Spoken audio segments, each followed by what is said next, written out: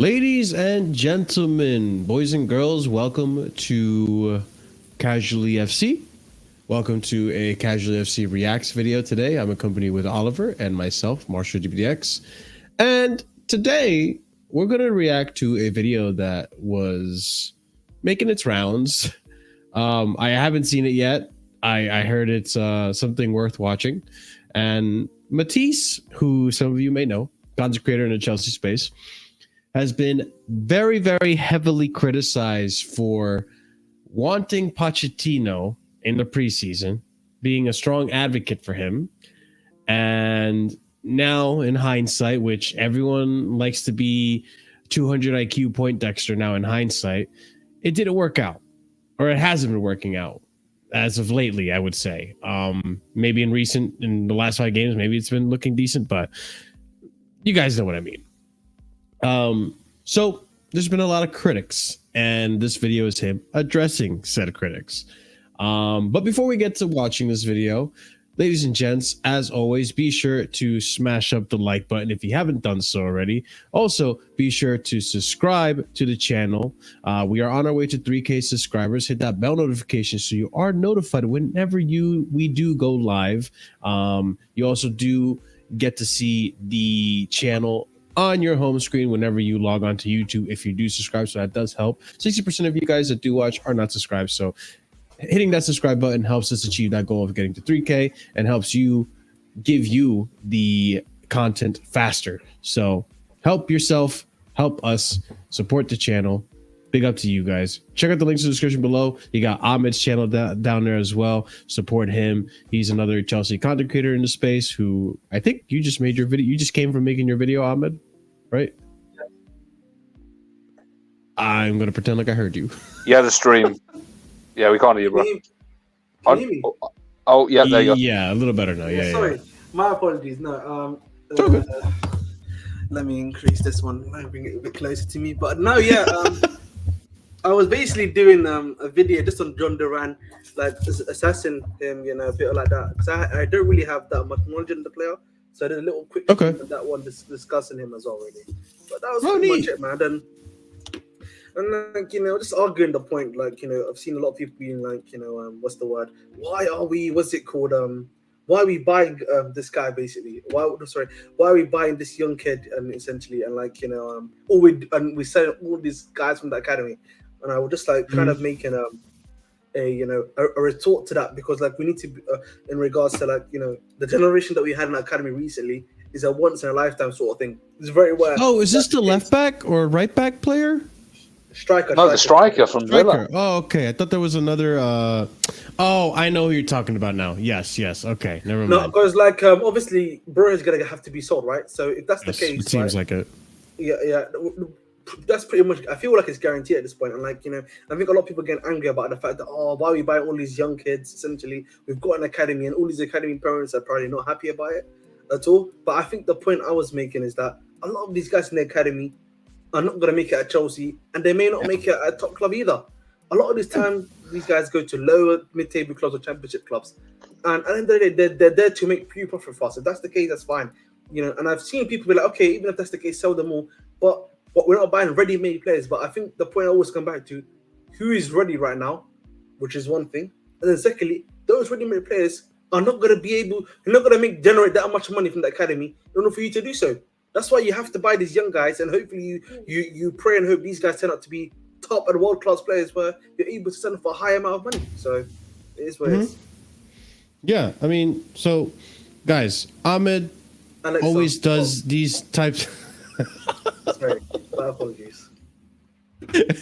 Ahmed always does these in-depth analysis on players, and he does his own reactions to the games as well as his own reaction to news and transfers. So if you want to check out his content, go over to the Bridge 258 in the description down below and go check out that video he just released. Ahmed is pretty knowledgeable when it comes to other players, so that's one good little gem you'll find from the Chelsea fan base is Ahmed's channel. So big up to him. But also be sure to check out the other links as well, Discord and all that stuff. Big up to Will, who just joined us, and the comment section below. Leave us a comment, let us know your thoughts, check out the memberships and all that fun stuff. Will is a member, so again, double big up to Will. But hey, Will, how you doing, man? You doing all right? I'm doing good, yeah. I'm doing good, yeah. Nice to have you on. Thanks for coming on, man. I appreciate it. No problem. But all right, guys. So today, for those of you who just came in, I'm just doing a quick reaction video to something that I was making the rounds and I heard was something worth watching. Matisse, as some of you may know, was a huge advocate for Pochettino coming into the club in the very beginning of the season, before preseason and all that. And now, in hindsight, which everyone's kept in hindsight now, he's been heavily criticized. And to the point, people saying that he deserves this pain because he wanted Poch. Which, to be fair, I think most of us ended up being content with Poch because he was the best out of a litter. But, Captain Hindsight, maybe Ange was the better option. Now Poch seems to maybe be turning it around. I don't know how much faith we all have in that. I certainly don't, but there is a portion of the fan base that thinks... It's one game out. Yeah. Exactly. There's a portion of the fan base that thinks that, maybe Poch is turning it around.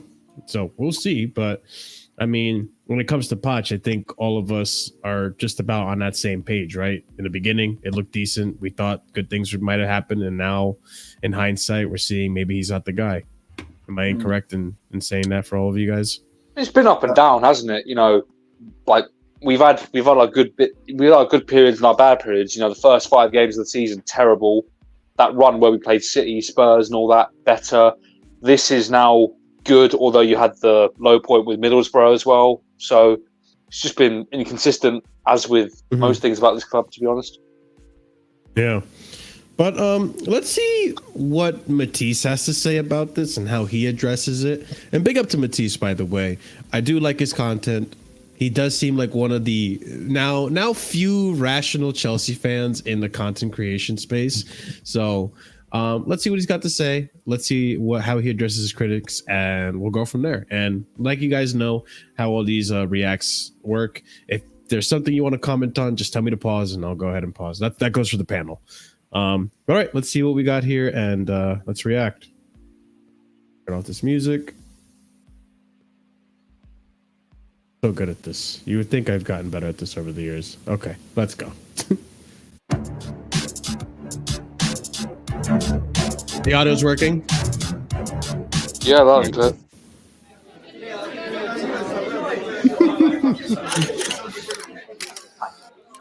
Hi guys, thank you so much for your patience and your time this evening. Dude. I am really grateful for the opportunity to explain. Did you think this is going to be serious, Marshall? A lot of pressure.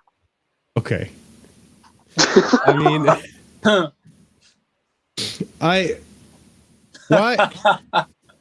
why does he have the skull cap? That's the part that just got me right now. I can explain it later. It would require additional context. We'll explain later. We'll go on. But like, I knew I made the thumbnail, obviously, so I knew that he was being a little ridiculous in this video, but the skull cap still gets me. So it's just so absurd. But let's see what he says. Let's see how he addresses this. Pressure building upon me in the comments and in the live chats for the way the season has gone so far. So thank you so much for the opportunity to state my case and to talk here before you. Thank you so much. I appreciate it. Okay, let's get to the first question. Thank you. Simon Johnson reporting for The Athletic. Matisse, first of all, good to see you. And how have you been over the last few days and weeks? Yeah, it's been a tough couple of weeks. Months, if even. The club situation is obviously not at the best position, I'd hope. So it's fair to say I've been packed and potioned. Maurizio hasn't been magic. They've started calling me Harry. Hold on, what is that? What is that screenshot he just showed? What is that? That's Liverpool. I don't know what. It's a rap. It's a famous Liverpool rap. Oh, they're packed and really? Yeah, it's a famous drill rap. It's a drill rap. Also, did anyone notice he took off his shades and his glasses were underneath it? Like, what the hell? I don't know. Will, did you want to say something? No, I just remember the song now. I remember it. I've never heard this song, so someone's gonna have to link me the song after the stream so I can actually know what the hell he's talking about. Don't listen to it, Marshall. You don't need it. No, we need Marsh to listen to it, man. Oh. Is this after they won the Champions League or the Premier League? No, just some guy that came out. This is just a random rapper. Just random. He's not about okay. He just the guy's from Liverpool. That's all it is. Because that's it. He lives in Liverpool and does raps from there. That's all it is. Okay. All right. well, okay. We'll see. Let's continue. Maurizio hasn't been magic. They started calling me Harry Potter instead. So yeah, it's been tough. They said I made more points in the video about bringing in Poch than we have points in the table. The comments have been overwhelmingly negative. In particular, Iceman and Velen, I believe, those two. They say Lions see more color than I do. In quotations, you blind bitch. Obviously, in reference to the lion on our badge. And also, Doja Cat has been showing our club at her concerts to make a mockery. A 2-pack of arse. Every show, every single show. So, yeah. And I haven't eaten barbecue chicken in weeks. We know how much Poch likes a good cookout. It's been a struggle for me to digest. Hey, wait a minute. Wait 1 second. Wait 1 second. We haven't had a fucking single barbecue since Poch has joined the goddamn club. And that annoys me a little bit. I have not heard of any of Poch's famous barbecue since joining the club. Since pre-season, Since pre-season. Hey, who knows? Yeah, maybe if we win the Carabao Cup, maybe we get one then. I would hope so. Maybe that's why the team is inconsistent. They're not getting their protein. Their Argentinian protein pause right there. But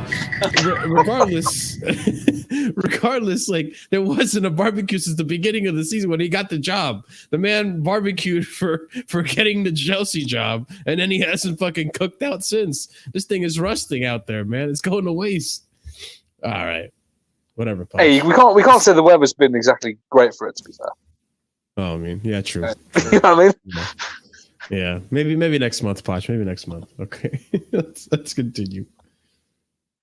Struggle for me to digest everything that's happened. So, yeah, tough couple of weeks, months, but I'm still here. I'm still fighting.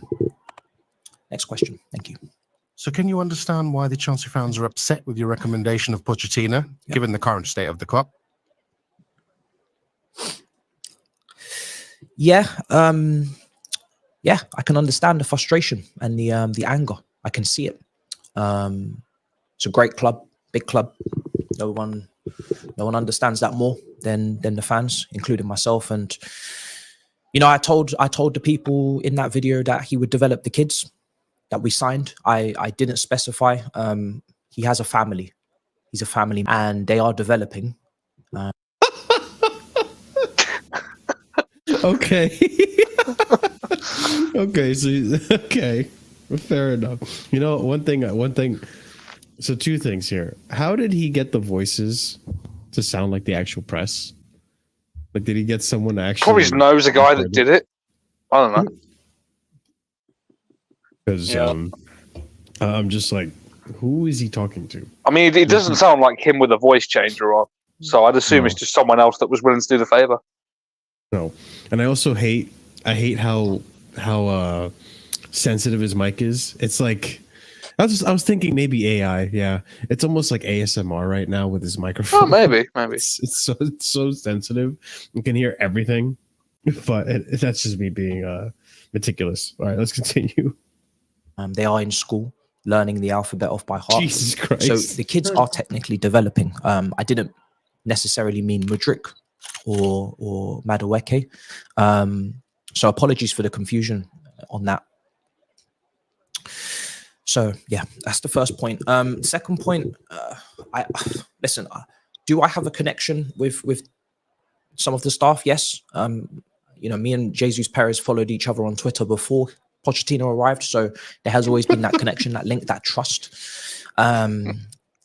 Based on his previous work, I was at least assuming our fitness levels on the pitch and off the pitch in terms of our injury record and concerns would improve. That has not happened. In terms of the expectations, Perez second place is kind of what I always associate with, obviously from the league table with Verstappen. It then was brought to my attention that this is not Formula One, this is the Premier League. So yeah.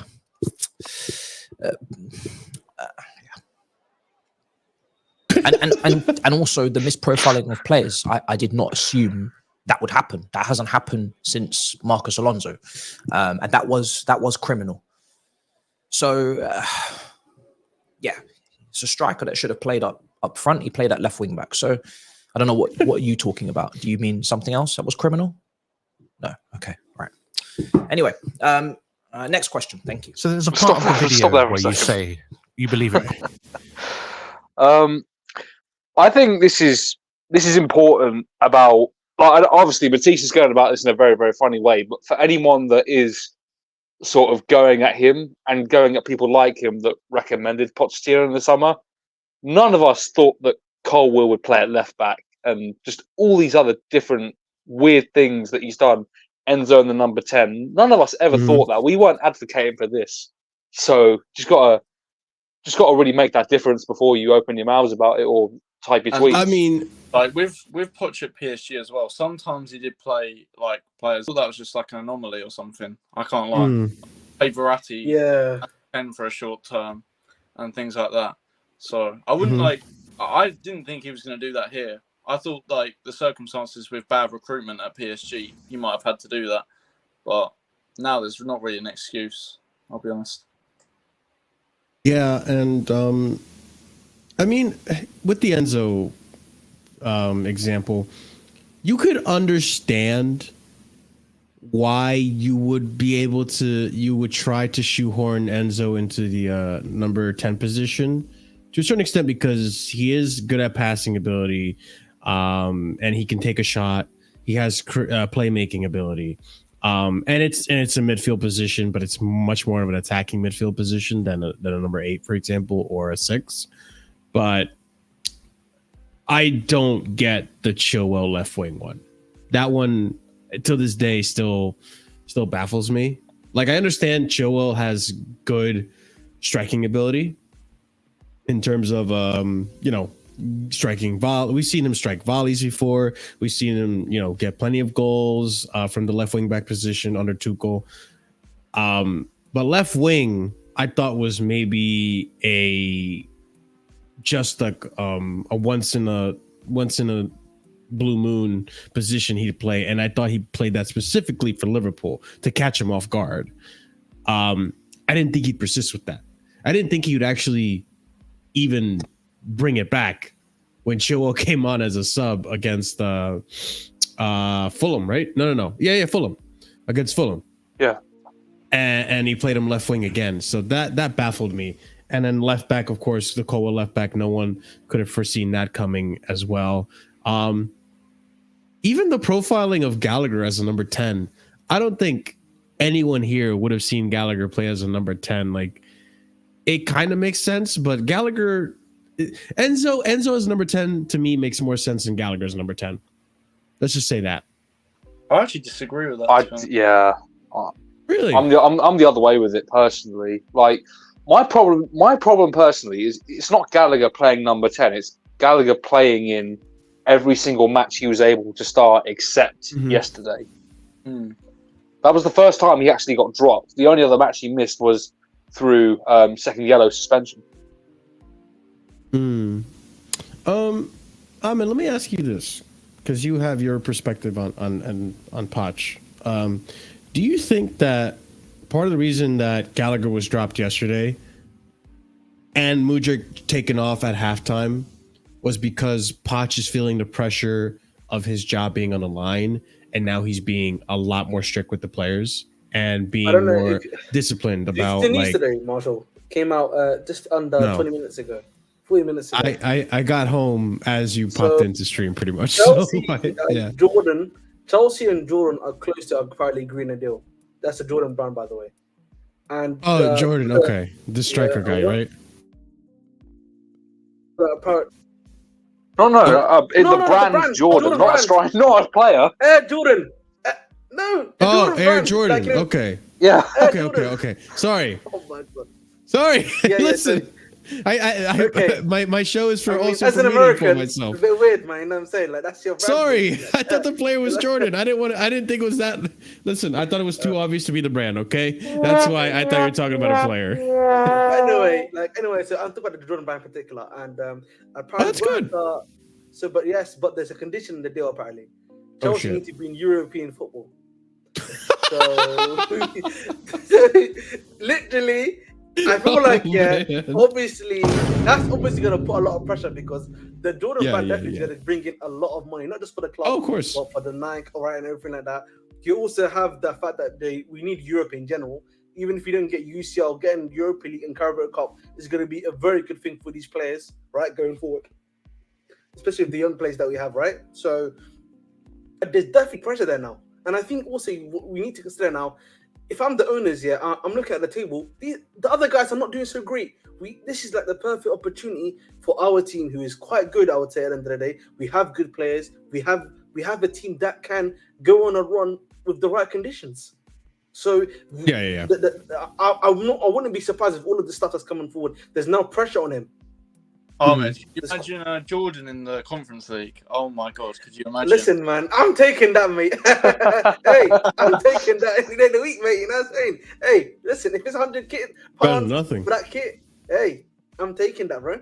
They want European football. He gave you Conference League, man. You know what I'm saying? So the small print. Hey. We've got the small print that conference is included as well. Exactly, man. Yeah. Hey, just tell Jordan. Hey, listen, it's a big competition. Mourinho won it. You know they won't know any better. Yeah, exactly, man.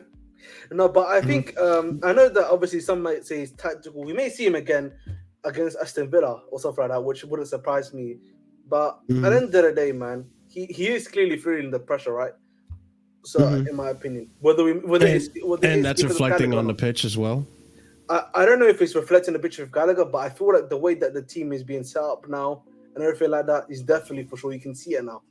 You can see it a bit more now, I would say. You know, hearing more and more other people's analysis, and I didn't notice these things, but apparently, like, Poch was not happy with Mudryk yesterday. He was really reaming him on the touchline. And apparently the same thing was happening last match with Gallagher. Both matches that I happened to kind of miss pretty much. So I think he is starting to feel the pressure. I think now he's not being as friendly as he once was with these players. And I think maybe it's starting to reflect because I don't think any of us expected him to drop Gallagher. He dropped Gallagher last night. And that was a big like, oh shit, like Poch be getting serious now. Where was this earlier? I think for me there is another thing, which is that Poch knows, you know, he can't lose. You know what I mean? He can't. He knows that this is needed. He knows that this is needed. Like he knows if they don't get this stuff, he knows if he doesn't get Europe, his job's on the line. And like you look at the club, the way they're spending, the amount of money we're bringing in, like he has to start winning something. And then the thing which makes it also worse is that look, the other teams around you are not doing good. You have a prime opportunity to do so. It sucks too because the run of games that we're going into now, we're gonna get the tough games again. We're gonna have the tough matches. We got Liverpool coming up. Listen, his team. Listen, for what I cussed him out about, did well against those teams. It's now time for you to do the same thing. So it's crazy. I didn't even know who won the Liverpool Fulham game just till now. That's how like out of touch with football I've been today, man. I didn't even know. You missed nothing. It was a poor game. Just lost to Athletic Club, innit? So hey. Yeah, I'm gonna see if I can find the matches real quick. Oh, here it is. Yeah, we got Villa this Friday. Wednesday we have Liverpool, and then we have Wolves, Crystal Palace, Man City on the 17th, Tottenham, Liverpool for the Carabao Cup. We got three games in a row, which is like tough matches, tough matches. I'll be honest with you though. Again, Tottenham, it's not going to be a tough match, and you know what I mean by that. In terms of the way they play, suits us. Again, Liverpool, similar style of play that suits our team. And bro, you saw it last time. We saw the same thing last time, and it's probably going to be very similar again today. And I think what's also helping us now is that I think, listen, I can cuss out Poch all as much as I want, but momentum has happened now. We have some level of momentum now, which is in the league at the very least, something that we've not said for a while. Okay. I think the structure of how we'll play against Liverpool will probably be, as Ahmed said, like exactly it'll be very similar to the start of the season, I think. Apart from like Caicedo will play. Yeah, exactly. And then you have Tottenham. Tottenham, pretty much the way we played against them last time is what you're probably gonna get again. And they will play that highlight, by the way. Tottenham live and die by that style of play that you saw last time. And we have multiple players that can take advantage of that with their pace. That's one thing we can say about this team compared to maybe the other teams that we had last season. We have pace in our squad now, and we have Jackson back for that game, by the way, guys. So we'll have at least a whole line of fast players in going forward. Okay, interesting.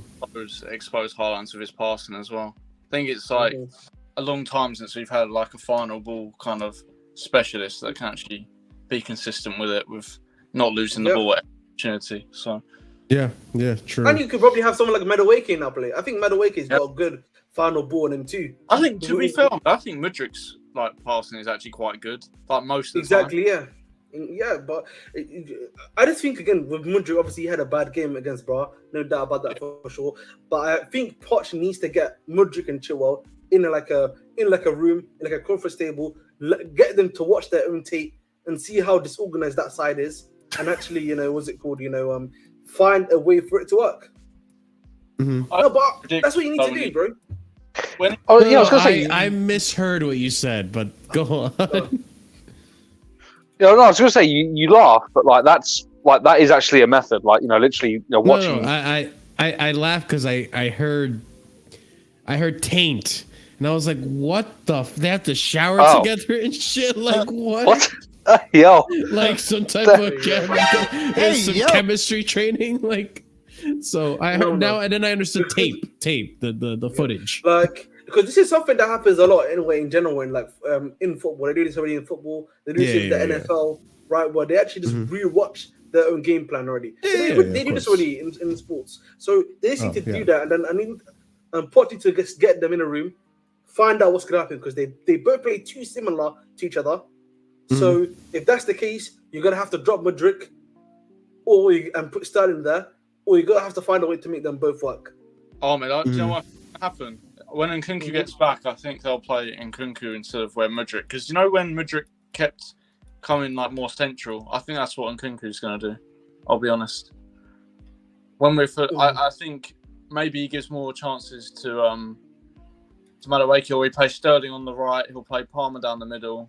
He'll play two of the midfielders, and he'll probably play Nkunku as like a more narrow left-sided player.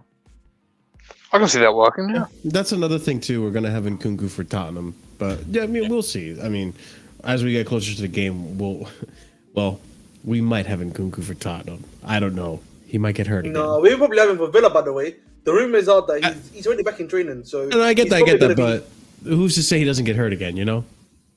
I'm just saying. Listen, again, knock on wood, man. You gotta knock on wood. Obviously, knock on wood. But listen, man. Again, that's just something. I was saying this in my video that I listened to before I came onto your channel, which was Poch needs to the training regimen for each player has to be, I think, a bit more separated, because clearly his regimen is effective. Yeah, it's affecting the players a lot. By the way, if we're being honest, we need to find something. Listen, Conte, I know his ball is haram, it's disgusting, his style of play, but he does something similar to Poch, where he will put these guys through the rigor to make sure that they are as fit as possible. But the thing with him is he also realizes when the players are, for example, when it's too much for them, and then he'll personalize the thing for them. So that's what we just need to do for some of these players, I think. Yeah, I agree. Okay, let's continue the video. Marcus Alonso, this is what he does to us, man. We went off on a tangent. All right, let's continue. Next question. Thank you. So there's a part of the video where you say you believe it pushed Tino to get Chelsea into the Champions League positions with the club now in 9th. Has your position, pardon the pun, changed? Yeah, I listen. Did I shoot my shot with the league table and said that we should have probably been assuming that we'd be making Champions League in a season where we don't play in Europe? Yes. I didn't take into account Brexit and the political landscape and the fact that we, as a nation, are not going to have as many European places as we used to have, and that things would be more expensive at the border. I expected 5 places. We have 4. The Northerners, Newcastle and Manchester United, they voted to finish 4th in their groups this season and to exit early. So did I know we wouldn't have as many options? No. So are we near 5th? No. But like I said, I thought there would be 5 places for the Champions League. There isn't. So we had to reassess the situation. It's going to have to be 6th at best, which I think is achievable, guys. And I'm still hoping we can make that position. So listen, sometimes things happen. It's all about the context. When I spoke on that video, we were in the EU. We are now not. Okay. There are many Chelsea fans that believe you deserve this pain and suffering. Yeah. Next question. What do you have to say to those people? Yeah. I've seen the comments. They say I should be suffering because of this decision I took to appoint this manager. You know, this reminds me of Scott and Alex. Yeah. Alex is always on this guy, man. I was thinking the same exact thing, man. Yeah, I mean, last season we went through hell with Potter, and to a certain extent, I agree with Scott. Like Chelsea fans, we were so spoiled that they needed to be exposed for all the skeletons in the closet that Roman was hiding. But God damn, I didn't expect it to be this bad. And even with Poch, I expect it to be consistently in that top 4, top 6 area. It's only late in the season where we're finally at a 10th, to be honest. We're 9 points off 5th, so. What happened? We're 9 points off 5th place. It's not far off, but I don't think any of us expected the league to be so jumpy, in terms of like. Bro, honestly, I didn't expect it, but at the same time, bro, it's a gift right now that we need to be taking advantage of, if we're being honest. Yeah, we were given a blessing. I have to say that, because two things I didn't expect. 3 things I didn't expect. A lot of things I didn't expect, actually. 1, I didn't expect Man City to actually go on such a bad run of form that they did. Well, I shouldn't say such a bad run of form, but have that patch of games in December and November where they only won 1 game out of 6. Did not expect Man City to do that. That's probably the worst little bad patch they've gone in a long time, right? I didn't expect Liverpool to actually shape up the way they have. And even though people might say like, oh, they're still not playing that great and all that stuff, they're getting results. Like, I know Mo Salah's not in the best form. I know he hasn't been that great this season. He's the top goal scorer in the league, by the way. Yeah, I can't. Yeah, exactly. He's been good for them. Like, form-wise, he's not great, but he's getting goals and he's getting assists. Salah's just doing the GNA thing, you know what I mean? He's doing like, yeah, exactly. He's the guy that we used to say he's doing a Rashford. He's having his Rashford season where he's playing shit, but like the GNA just coming in for him. Yeah, he's doing the Mason Mount pretty much. He's doing the Mason Mount. Yeah, but I think for me, Liverpool. That's still so disrespectful to Salah. No, Liverpool. They are a good team, but I think even the defense though, Ahmed. The defense is like tightened up, which I didn't expect. I thought Van Dijk was washed. But I think Van Dijk, he's having an above average season. He's kind of not back to his ultimate best, but he's back to something of like a suitable guy. And then when you have someone like Konate, who's a beast, who's very good defensively, like, you know what I mean? I don't think enough credit in the league, then you're fine usually. Honestly, I'll be honest. And then I think Trent having like a really good season now, after that really bad season that he had, is helping them too.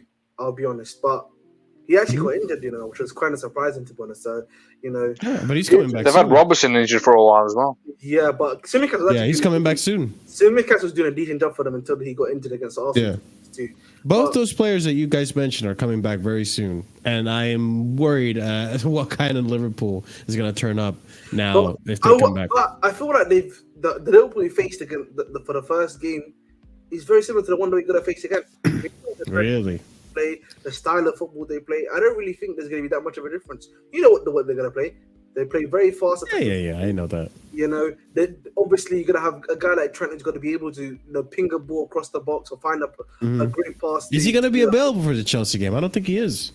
Well, I think he should be not this game, but I think the Carabao Cup final. Oh yeah, the Carabao Cup final for sure. Yeah. Right. So maybe not, but listen. At the end of the day, I feel like again, I think our midfield is just as strong enough. Yeah, I agree with you. Yeah, but the midfield is still good. Like even Endo, that the guy that no one rated, he stepped up. Soboslai's been disappointing for them, I gotta admit. But Endo and McAllister have definitely been. I'm surprised by Endo because I heard that he's got 0 goals and assists, but even though of course that's not like a metric that I usually like. Yeah. He's got a goal, I'm pretty sure, no? I'm pretty sure he's got a goal. Because someone said he's got a goal or 2. I don't know how many, though. Because I know he's scored, like, a few long-range missiles, I'm pretty sure. But I was surprised when I heard, like, when someone said that to me, like, he hasn't got GNA or something like that. I was like, are you sure? Because, like... For Liverpool, I'm checking the stats right now. He's got a goal and an assist. He's got a goal in the Premier League, and he's got an assist in... He's got 2 goals and assists this season in all competitions. A goal in Europa League and assist in EFL, and then a goal in Premier League. Yeah, 2 goals. That's why I was like so surprised, bro. I was like, "There's no way, bro." Like I felt like he should have been decent or good enough. So it is what it is, man. But at the end of the day, bro, they've got a good squad, man. Just about us doing our job too. Well, we'll definitely talk about, Liverpool more so closer to the game. But another thing that surprised me this season. Go ahead. I just seen a bit of news, actually. This is on the Liverpool. This is on the final. Kelleher's starting, apparently. That's what Klopp said. The backup goalkeeper's going to start. I mean, that's better than Addison, for us. Hey, actually, to be honest, didn't he do that last season too? Kelleher played. Well, 2 seasons ago, but yeah. No, actually, in the final. My bad. No, so in the Carabao Cup, Kelleher played. In the FA Cup, Alisson played. Alisson, okay, yeah. But the other thing that surprised me in the Premier League this season was Aston Villa. I did not think Aston Villa would be this high up in the competition, this competitive in the table.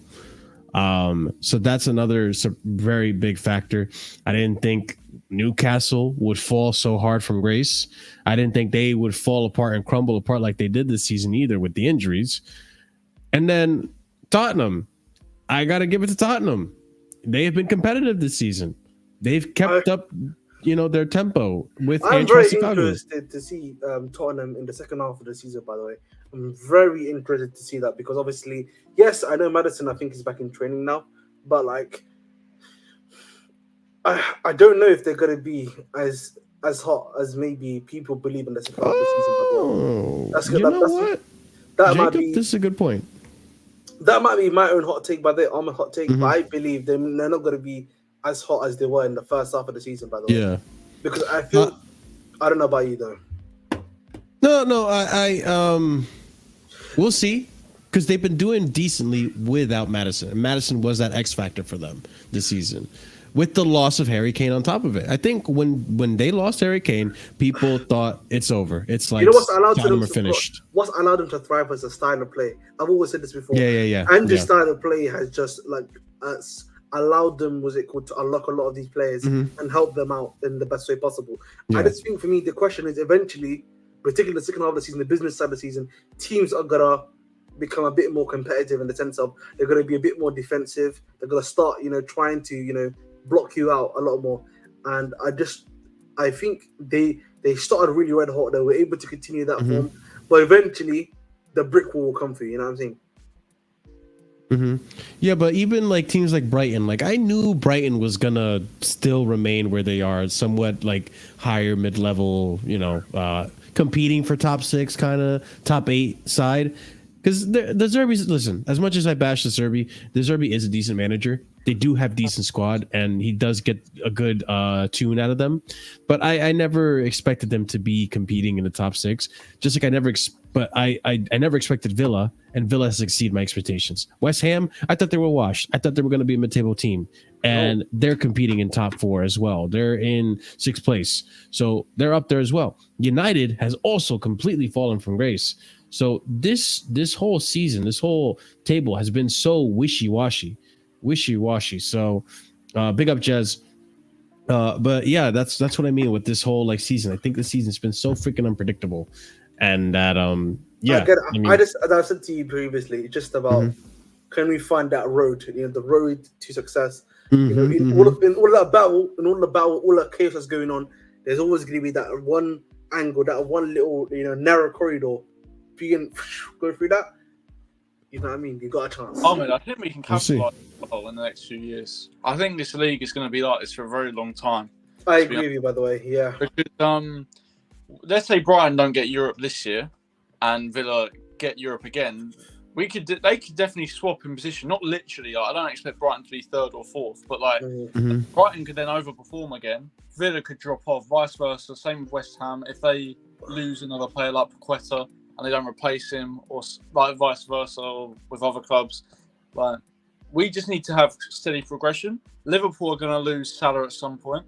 They're going to. I honestly believe that Salah's gone this summer. By the way, that's my team.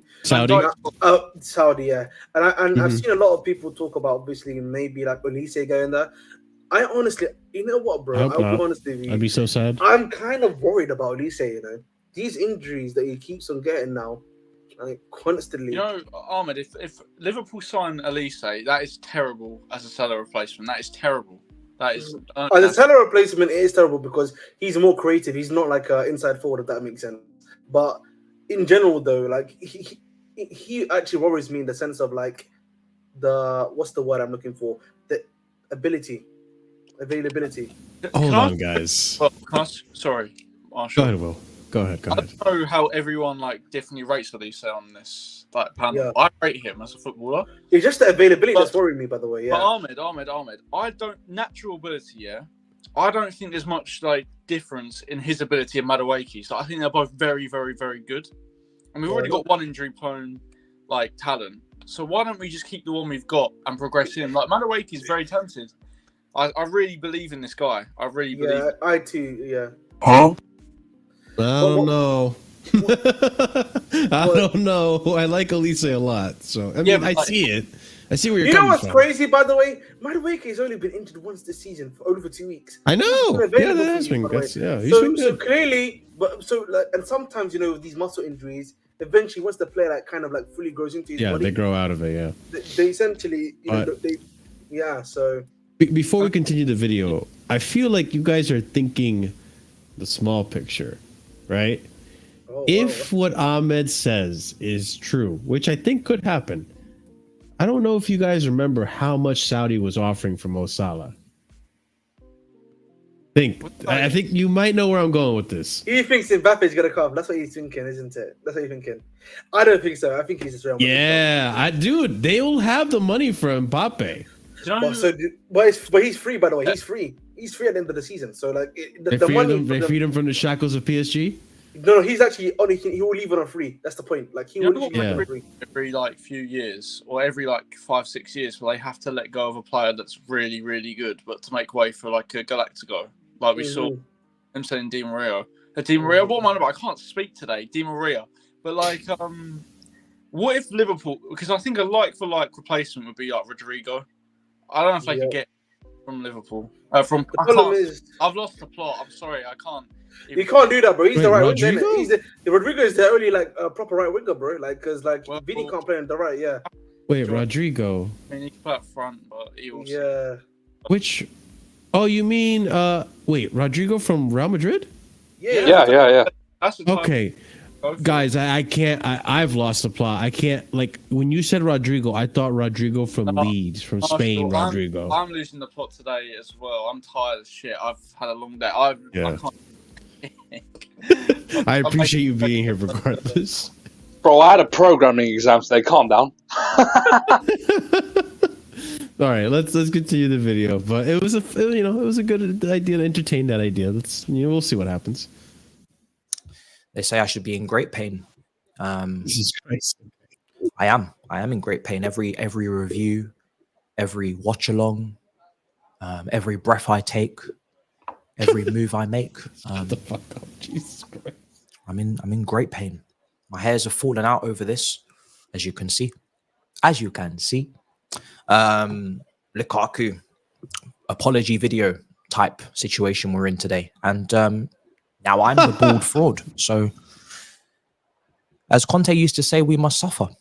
And I never knew what that really meant until the last 18 months. And that was the last time we won a Premier League title. So there's a real deep meaning there. Could go 10 years without a title. So we must suffer. And believe me, I am suffering.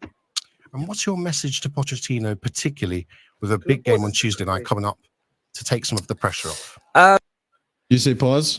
Yeah, bro. I just want to talk. You know this. The William brothers. Yeah, the young one, the one that Chelsea are trying to buy in the summer. Apparently, it was between him and Cole Palmer. Yes. Yeah, I remember now. Bro, this guy just scored. Nico, right? Nico Williams, though. This guy just scored a crazy goal, bro. He just did the Travella against Barcelona to win the game in extra time. Oh my god, bro. This is why, man. Listen, we can cuss out we can cuss out these guys, yeah, and the scouting, bro. But you can't cuss that out when the scouting we have is very good. I don't get why people crap. Yeah, man. I honestly, bro, his goal today, bro, was nuts. By the way, he actually been doing really good in the La Liga in general this season. Bro. Fuck me, that was a crazy goal he just scored. I'll send you the link for you guys to watch. Yes, please. See, the thing is though, I understand why they criticize the. Well, I do and I don't. I think this is where people call me. People say I defend the ownership so much and all this because I'm an American. You as one of the longest standing people on this channel will know that whenever I defend a player, it's usually because the criticism of that player is overly exaggerated, and I try to bring it back down to base level. Same thing when a player is being overly praised, I always try to balance it out. That's always been my habit of just fighting against the grain. And when it comes to the recruitment, I agree in the sense that recruitment hasn't necessarily been good for someone like Poch to succeed. I think someone like Poch can develop players. He can't develop a squad.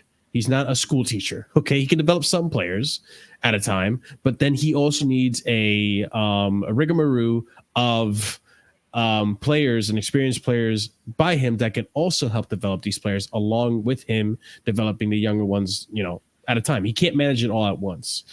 And these players are talented, but we've seen in Middlesbrough, the first leg, you could say, yes, Poch's tactics were off, right? But you could also see that the players were not up for that match. Absolutely not. So I understand with this experience and these players were wrong. You see how Mudryk has been playing as of recently, not been scintillating form. Who else has been a bad call up for, I guess, people are going to criticize Ugochukwu. It's hard to find more criticisms of these players based on the recruitment because I feel like the recruitment has been pretty good. But it's these people blaming the recruitment for the losses, blaming the recruitment for where Chelsea are and all this and that. I do criticize the loans, the outgoings. For fuck's sake, we got Moreira coming back now. Moreira's getting his loan cut off. We had Moreira, Fofana, Casaday's coming back, Santos coming back. That's 4 loans that are coming back that just didn't work out. There's probably another one. There's no reason that someone like Datro Fofana couldn't be in the squad this year at least. If I'm not saying that Broja shouldn't be in the squad, but if Broja can be, no one's saying that Fofana is worse as a Broja. Man. He's good against Napoli. Players like I'm a little bit worried with how we're going to treat players like Angelo as well, because it'll be interesting to see. Because he, ideally for us, could be a good squad player next year. But if the competition is too high and it's a risk of him being stagnated his progress, I don't know what they're going to do. We've got so many good young attacking players. Palmer's definitely going to start. Angelo, Paez is meant to be. I've seen a couple games of Paez at international level. It looks unreal. The Messinho kid that apparently we're close to buying he now. Looks unreal as well. As we're still heavily linked with Elise, and we have Madueke. This is crazy. This is the problem for me, by the way, with what's happening right now. Where I think the loan guy apparently was the chief Cobham guy. I think his name is Scott. It's not Scott. It's another guy that they've been using called Nick. Wait a minute. It's not. Oh my God! Why am I drawing a blank on his name? It's the former. It's not Lawrence Stewart. No, it's if I'm not mistaken, the head of the loans is the guy that used to be the head of the Chelsea the Cobham Academy guy. That's who's the head of the loans now for the football. Huh? What's his name? I had no idea. His name. It's not the Scott guy, because we sacked that. That was our chief scout. That's the one we sacked. It's the guy that was the head of the Cobham, actually head of the Cobham youth and everything. Is it Joe Edwards? That name rings a bell. It might be something like that. It's something Joe or Nick. I think it was for me. Yeah. It's anyway. Yeah, he's the guy that's the head of it, and this is his first year doing the loan stuff. What?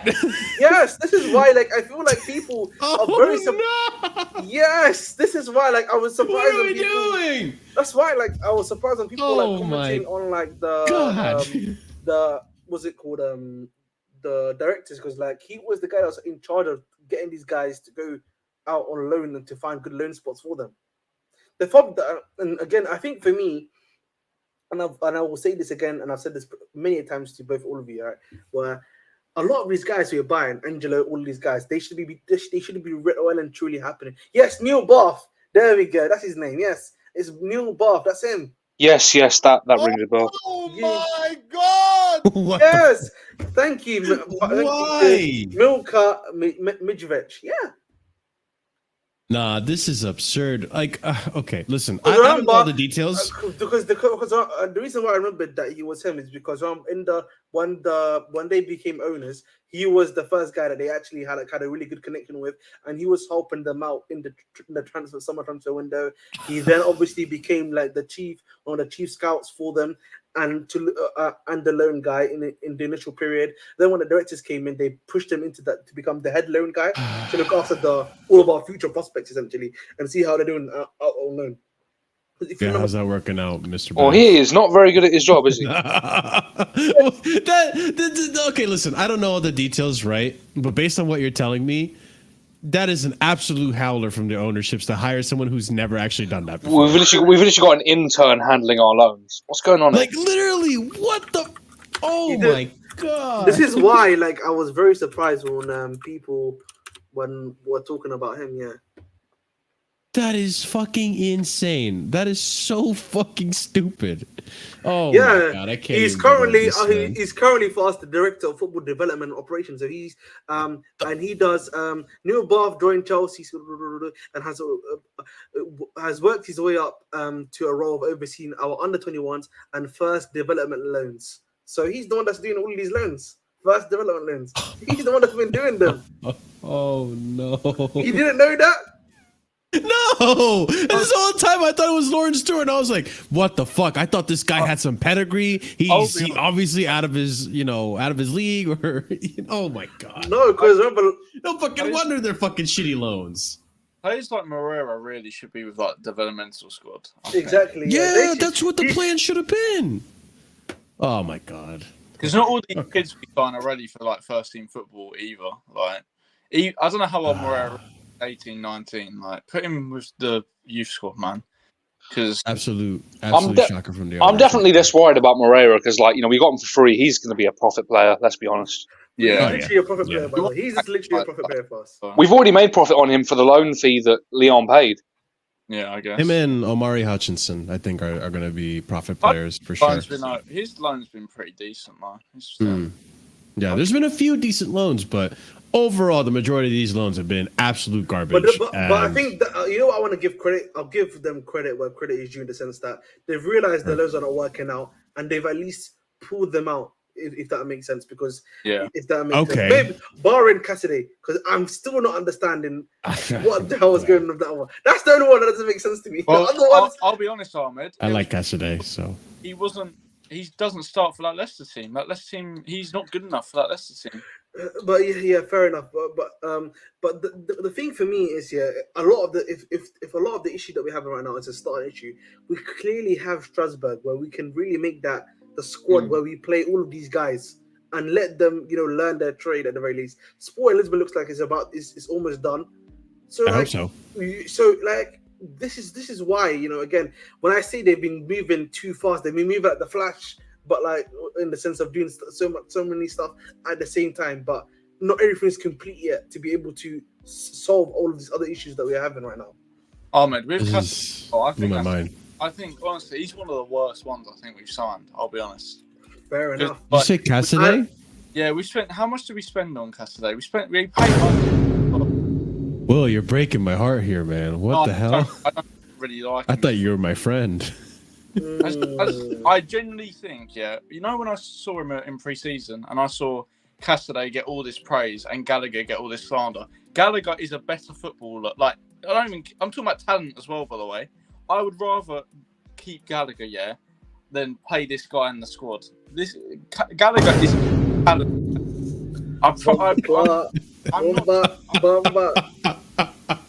Why are you laughing? I'm being serious. I don't even rate him. I'm just being. It's Cassidy, not Immobile, bro. Come on. Just quickly, guys. Breaking. Out in the championship, man. Some breaking news. Go ahead. Nicolas Anelka is going to become the new CEO of Turkish club Umranispor. Oh, good for him. Yeah. Proper Chelsea. What's the category? Cole hero. Thank you. Proper Chelsea Cole hero. He's almost legend for me. He's like Cole hero is a slash. He's on there for me. He's on the precipice. All right, let's go ahead and continue on with the video. Marshall, when you were laughing at Will there, you were doing my Avi. You were doing the cut angle face to Will, literally right there. Yeah, pretty much. You're like, what? We actually spent money on Cassidy as well. It's not like I hope Cassidy muds you well. I really do. When he muds, listen. When he muds, we'll be there, man. We'll be there. We will be there. Wait a second. Carney's above him. Lavia's above him. Leslie's currently above him. I mean, Leslie Kuchuk. Why are you laughing? Why are you laughing, bro? Agenda, Will. Leslie is right now. That's just a fact. He is ahead of him. I'm not saying my days. I don't rate Leslie that highly, but he's ahead of him. So is you really have a low bar for Cassidy. But he's talking fact. This is factually he is ahead right now. We literally that's what he means. That's what he means. Oh, okay. I thought you meant in terms of where you gauge them in terms of talent and ceiling. I don't really know out of Leslie and Cassidy, but I think Carney's better than him. I think Lavia's better than him. Gallagher is more used than him. Caicedo and Enzo are obviously better than him. Lavia's really good as well. People sleep on Lavia. He'll be amazing. No, I agree. Lavia's a clear talent, right? But yeah, I don't know, man. I'm not gonna take this Conor Gallagher better than Cassidy slander. I'm not slandering. I will be there. You will be mudded. We'll see. Let's continue the video. Yeah, I think it's fair to say I did pin the 23rd of January as a very important day for me and this channel. We are approaching that day tomorrow, I believe. So, yeah, Pochettino, if you don't mind, my life depends on this. The people have pitchforks outside my house. They stop me in the street and they tell me, unspeakable things. They tell me, you're in big trouble. And I don't want you to be in big trouble. And I respond, I also don't want to be in big trouble. You know, don't ask Caicedo if he lost to Middlesbrough or was it Charlton that season. No more excuses. Well, it would be great if you could recall Maatsen. It's too late. Left back situation is finished. It would be great if you can recall Maatsen. We just set the guy out on loan. That's the point. Yeah. That, I mean, if Chilwell can, okay. After yesterday's game, how do you guys feel about the left back situation? Just putting that out there. Still fucked, but Chilwell had a very good game, so big up to him. Is it Middlesbrough championship team tax, or do you think Chilwell will be competent enough? I don't know, maybe, but he was very good yesterday. I'll give credit to him. One of his best performances in ages, but I just don't rate him. One of the things that I did miss about our left backs that Chilwell does is that Chilwell does tend to invert inside and go into the midfield, which I do like about him a lot. Almost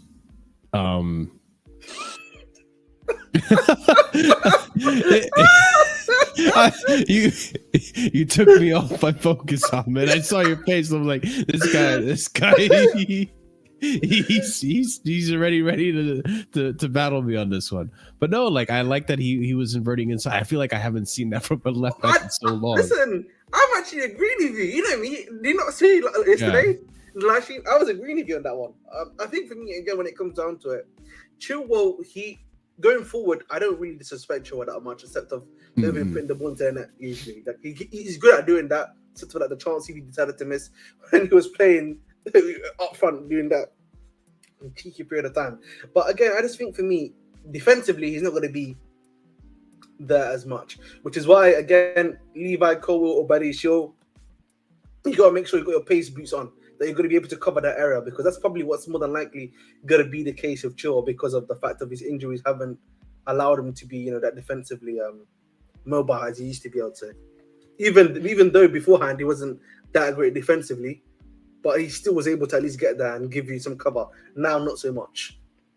Even just in general build up, it's a bit stinky. Like Chilwell was good yesterday, but you've kind of got to look at it in different parts. If you know what I mean?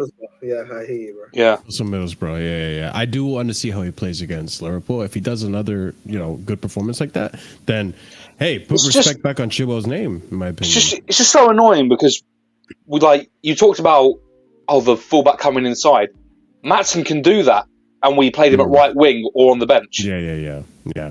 Which is why I'm like, it sucks that we got rid of Maatsen because he could have been useful in that situation. But now we have Chilwell, and Chilwell is doing that, and it is useful for our midfield and our wingers. Well, barring Mudryk. But T1, thank you for the $7.99 super chat, my friend. I appreciate it. If Ipswich got promoted, I hope they keep Omari for another season for consistency in one team and system. I wish we had done same with Maatsen and Burnley. Yeah. We tried to sell Maatsen to Burnley. And Maatsen turned it down. But to be fair to Maatsen, he was being played in preseason, and so he probably thought he had a good chance of breaking into the first team. It's also an even worse problem with the left back situation. It's also that the market for left backs is so poor. It's really poor. Oh, it isn't, bro. I disagree, bro. I disagree, man. I think the market is very hot right now, bro. I'll be honest. The market is very hot right now. Well, I think what Will, and correct me if I'm wrong, Ahmed, I think what Will means is that the market is very poor for fully fleshed out left backs, not just attacking left backs. I'll be honest though, like he gotta give what he can take. Listen, Tio Hernandez at this football club, bring me him.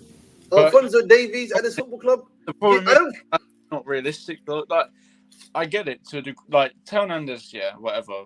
Of course he'd be good, but 90, you're gonna have to pay 90 million for him, and the club aren't gonna do that. They will though if they believe. But the thing is, bro, they would. I think the club would do that if they what's it called? Yeah, if they know that they're gonna get a world class player in that position. They paid £60 million for Cucurella. Yeah, bro. True, So but you'd have to sell Chilwell first. I'm convinced you'd have to sell bro, Chilwell. I don't know if you saw the report. They're selling Cucurella first. They're not selling. Yeah. Like from all indications, Chilwell was not the first guy on that sell list. Hey, man, That Sterling makes might sense be too, good. because he just signed a contract too.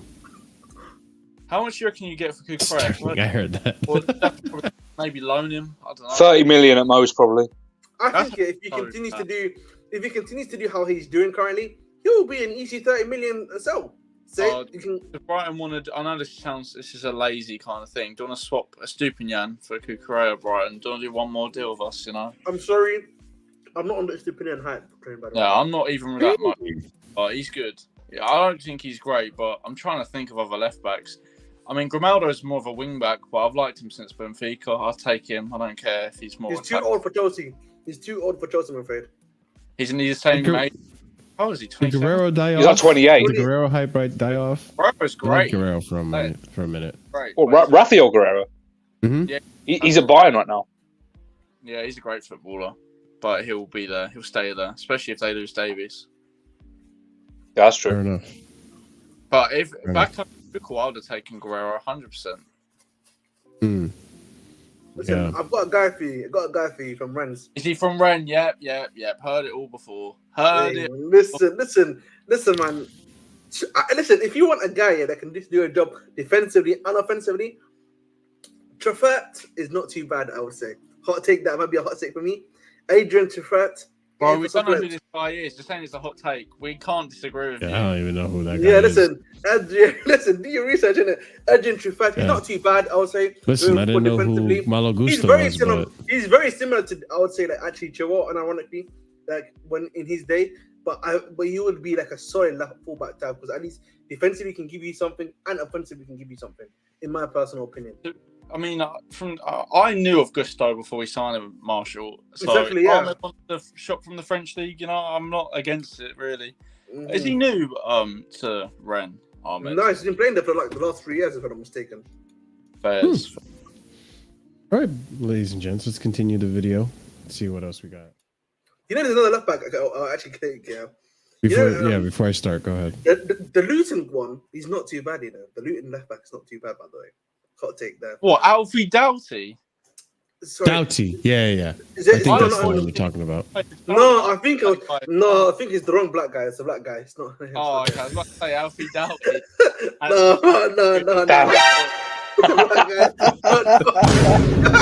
Big up that. Ahmed, you're pulling a Sky Sports right now, man. What the hell's going on? Oh, God. Guys, Damn. we'll probably let's be honest, it probably will. Which Ahmed Robinson, yeah, is a better choice than Dalot as a fullback option. I don't Dalot. Robinson is better. Robinson is better. Listen, yeah. Hey. Anyone, yeah, that takes. Oh, we're going to get to Ahmed's Dallo thing now. Anyone, yeah. Wait, listen. you want Diego Dallo at Chelsea? Yes, I would take Diego Dalot at Chelsea. Listen, I just want to say, yeah. What is wrong with this guy, man? Why would you want Diego Dallo? Because I actually think he's very good. I actually like him, in my opinion. Going forward, he provides a lot. And I think he could do a really good job for us personally. So, again, I think for me, I don't mind having him. He would be a good fullback to have, in my opinion. And you know what's crazy? People are looking at Anthony Robertson. I cannot take seriously a guy that brings a Jedi saber into his training sessions. Get him out of here, bro. That's not real. That's not real. Get him out of here, man. Ahmed, you want an average fullback like Dalot, who's average on both sides, can't defend really, can't attack well. I don't need the world-class player at that position. I'm not asking for world-class. Yeah, but he's good enough, bro. He will give you those moments, man. You know what I mean? He's even gonna Listen. I like that celebration too. You know what I mean? He's Shut great up, too. bro. No, No, they're looking, man. Listen, I do not want this guy There's vision at Chelsea. Listen, I don't want a guy that wants a kiss on his neck at Chelsea, man. I'm okay. No, Robinson is it's the pulse test. You know, you got a pulse right on your neck. You know that, right? So you can just All right, yeah, okay, sure. Isn't fine. Robinson- Hey, listen, Fine, so that's what you think it is, yeah. left backs in the league this season by far. Listen, I'll admit right now on the stream that I think I was wrong. I know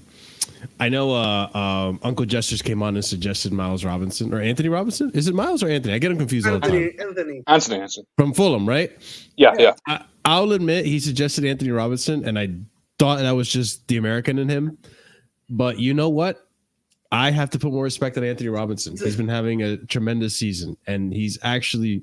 I always knew he had potential, but I never thought he would actually, see that potential out. This season, he's been a very, very good player for Fulham, and I've seen him in recent games. I'm like, okay, this guy is effective. So, I'm just saying that you know what? Maybe I was wrong about him. He's having a good season. Obviously, a few years ago, we spoke about him. I thought you liked him then. I thought you rated him. No, I like him for the US team, not for Chelsea. Fair enough. Not supporting your country, Marshall. What do you? There's nothing wrong with him. Listen, I just tell it like it is. You know what I mean? There's some players in my country that are overhyped. Gio Reyna's one of them, unfortunately. Gio Reyna's good to Marseille, by the way. Gio Reyna's about to go to Marseille, by the way. So in 2021, Marshall criticised Pulisic more than I did. Oh my god, Nouri, bro. He's lost it, bro. You know what I'm saying? Like, he was good. He used to be good, bro. He used to be good, bro. But nah, man. I'm sorry, lads. No, he's not for me. Choice as well now, or am I wrong? What would you say? Like, isn't Nouri like the second choice at Wolves? So like he rotates. So. Yeah, bro, he is. Yeah, he's the second choice. He used to, though. I'm disappointed what happened to him. You know what, bro? 1 second. I'm gonna name some left backs that I think are quality. Yeah, bear with me for one hot moment. I saw the link. Okay. I swear, someone's gonna be sacked. What about Gunter, by the way? What about Gunter? I actually forgot about him. German left back. Mönchengladbach? Union Berlin. Oh, Union Berlin. Oh, him. No, I probably wouldn't, but I don't really watch. No, sorry, Freiburg. So he plays for Freiburg. Oh, okay. Yeah, man. Don't like Freiburg, I'll be honest. He's not too bad. Listen, man, there's a few options that you got out there. Obviously, listen, Cancelo's expiring contract. Do you want to take him? Oh, man, I just saw Benson Bainey in the link as well. If I see Benson Bainey, man, kill him. You know what I mean? Sorry, that was crazy. The meme, just because he's a meme. Well, Raum, if I hear Raum, in Chelsea Football Club, yeah, man, let's wrap it up. Raum used to be good. He used to be good, but he's not it, man. You know what, bro? I'm surprised no one's mentioned, what's his name? Tierney. You know what? Tierney, bro. He's a bit injury prone. He's not been doing too bad over in La Liga. He's too injury prone. That's why I never really bothered. I agree. He's a talented player, but he's way too injury prone. It would just be the same issue we have right now with our current left backs. I don't know what the data is on that, but I'll have a look at some point. But I want to actually see what that is like. Sort of what on average, how many games they miss a season. Chilwell and Tierney, compare them maybe. I don't know. Reinildo. I forgot about Reinildo, because I remember he scored the other day for his team, but even though they got kicked out, Reinildo wouldn't be too bad, by the way, guys. Reinildo. Isn't he older though? I think he's really young. Reinildo's only like in his early 20s, if I'm not mistaken. He's early. How old is he? 90? I thought he was in his early 20s like 5 years ago. Sorry, I'm probably wrong. I'm probably wrong. I think the Gosens hype died off, unfortunately. No, he's old, man. He's old. He's 94. So that means he's 30 years old, by the way, now. 94. Oh, okay. Any more left backs, Ahmed, or can I continue the video? I'm looking, man. I'm looking for my. Well, listen, Alonso's on a free. Hey, listen. They always, you know what they say, Ahmed. This is a lesson for anyone in chat and for everyone in the panel, if they need it. Never go back to your ex. We cannot go back to Alonso. Cannot go back. Bro, they're an ex for a reason, bro. What I'm going to say is, man, after this week, do not let me see Nuno Tavares. Do not let me see that guy. Oh my god! If you know, you know. Oh my lord! You know what? That would be so Chelsea-like to do as well. Oh, it's crazy. I do not know what happened with him, but he's all for football. That's all I can say. Right, let me continue the video then, boys. Let's continue, boy. Let's continue. Yeah, man, Trafford, man, his stats are killing me. Man. I know he's the real one. He's the truth. Obviously, ask for Benzema on loan if you can, and yeah, don't mention Nkuku's return date again, and get us to Wembley. You know, that would really take the pressure off. I feel like if we don't make it to Wembley, I won't make it to Wednesday. Yeah. So, yes. Last question. And finally, to the people who think that you've gone soft over this tenureship, what do you have to say to those people? To the people that think I've gone soft, how can I always be hard? That'd be extremely painful and exhausting. So, if you're talking about the football, look. Hold on. Bro, that was what the hell, man? I'm coming on your ass, bro. I'm coming for that ass. What? Pause. Oh my God, he must have done that on purpose. There's no way. Well, yeah, There's no way. That's the start of the video, you know. There's no way. Oh my days. I had to pause that one. Pause literally and figuratively right there.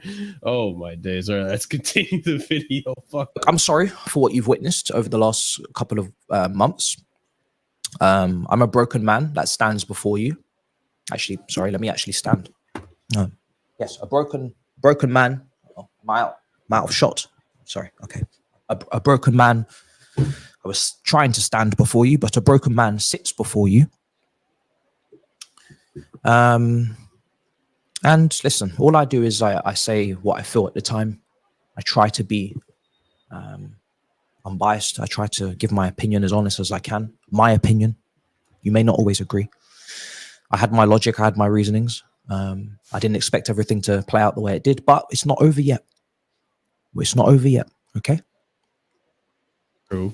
We are a game away from Wembley. We are still in the race for sixth. Get it to Wembley. And that is not race for six, the promised land, but it is still European football. And with some tweaks and some adjustments and a little bit of luck on our side, we can still make this a season to not forget. And we can still spare me and not kill me and spare my life. So I appreciate the feedback. I appreciate the comments, but I'm not leaving. The flash. I'm not leaving. Great.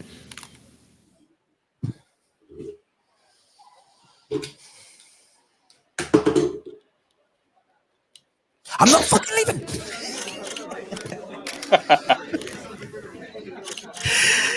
You're gonna need a wrecking ball to take me out of here.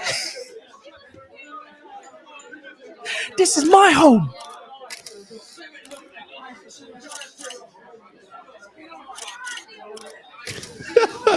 Okay. Anchor. Is that it? All right. That was wonderful. Big up Matisse, man. That was good content, man. Good content. I thought he was actually gonna address the haters, but it ended up being a parody. So, hey, you know what? I gotta give it to him, man. That would good sense of humor on Matisse there. I agree with you, Max. The lip smacking was driving me up the wall, but hey, we got through it. No, yeah, Matisse is a generational content creator. But I mean, this was made for context. This was made before Wembley yesterday, or before the Carabao Cup yesterday, and we are in Wembley now.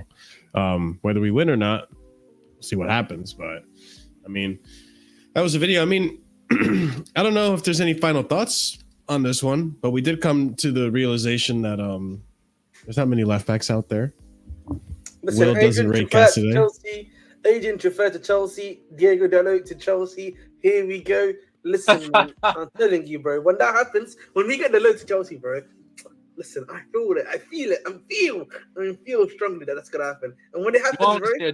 Ahmed, if you're feeling certain things, man. So listen, I told people before in the January transfer window, if it all happened, his bro was leaving, and guess what's happened?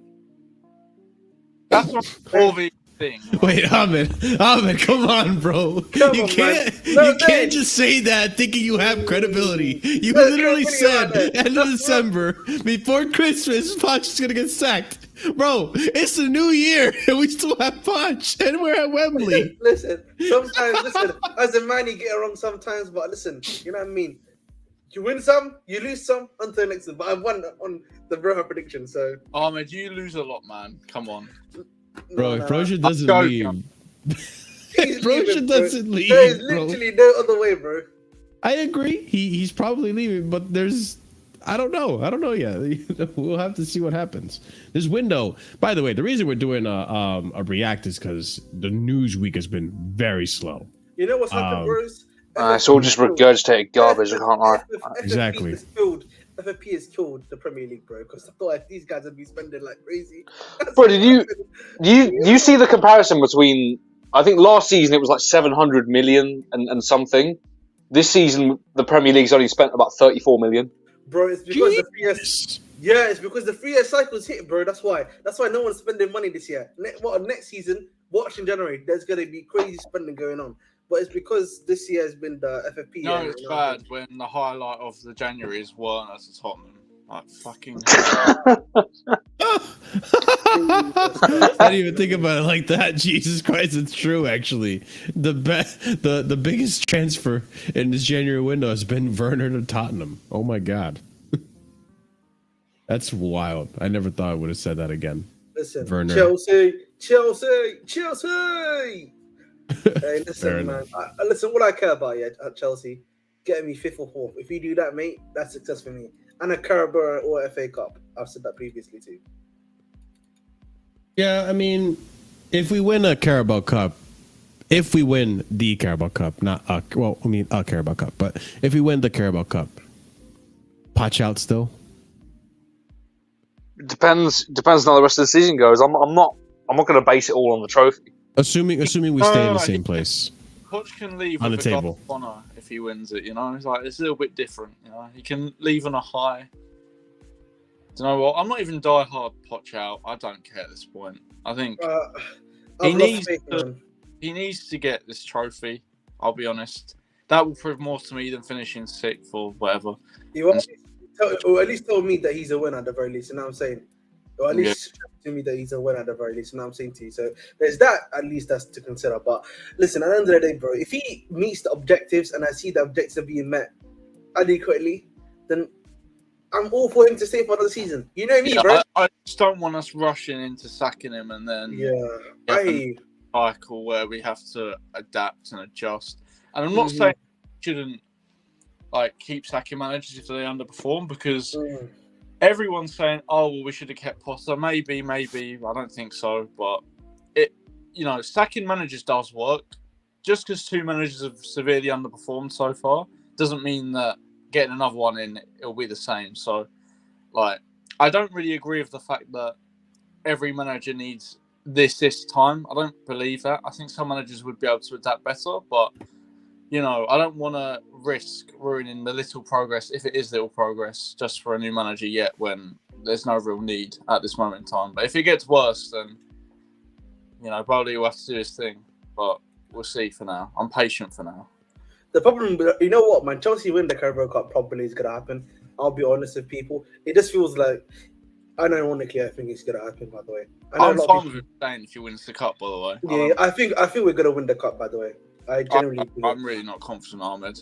The reason why I say that is that I think this is going to be a must-win game for him, and he's going to pull out all the stops. I think it's not like Tottenham when he had the UCL thing, which was pure luck. This one is he has to win it. He knows it too.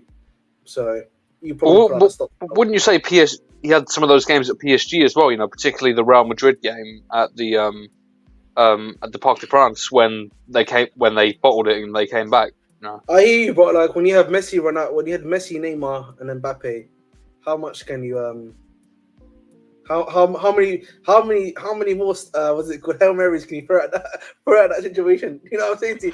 You gotta be honest with that one still. I said, how many more Hail Marys can you throw as a manager?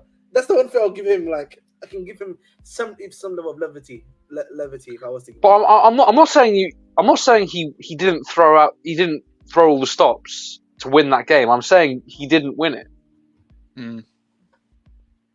I'm not confident in a final Klopp versus Poch. I can just see it. It's gonna be the typical Liverpool Chelsea. It's gonna be a draw, and then they'll win it on penalties.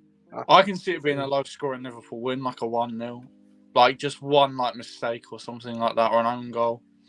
Well, yeah, that has to be factored in under Poch with a poor defensive record. Also, I love Levi Cole. Yeah, I'll defend this guy because I think he's talented. But him at Wembley, man, we saw it in the playoff final.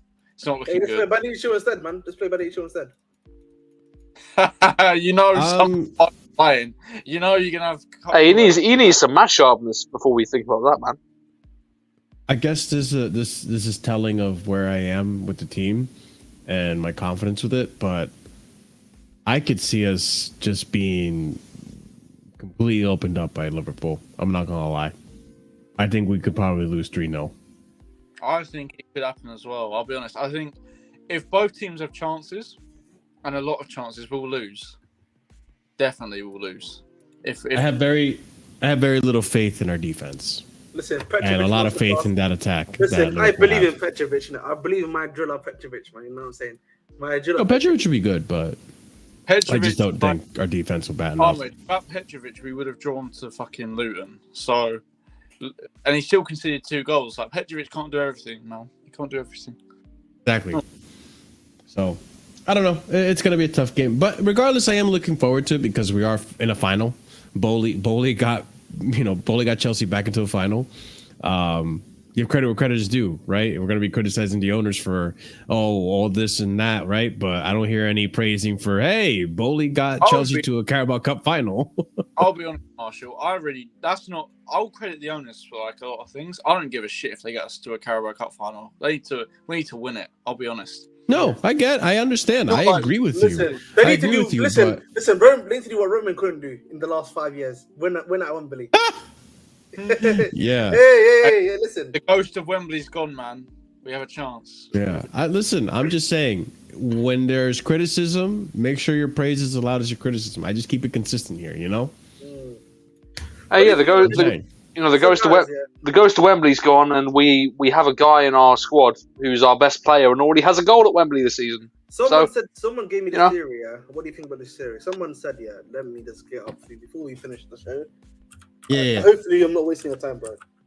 You're fine. Lovely then. So this is the theory that I've been hearing at Chelsea. Here we go. Sign kids on poultry wages. If they develop well, sell them for profit. Ensure all homegrown talent is sold for pure profit.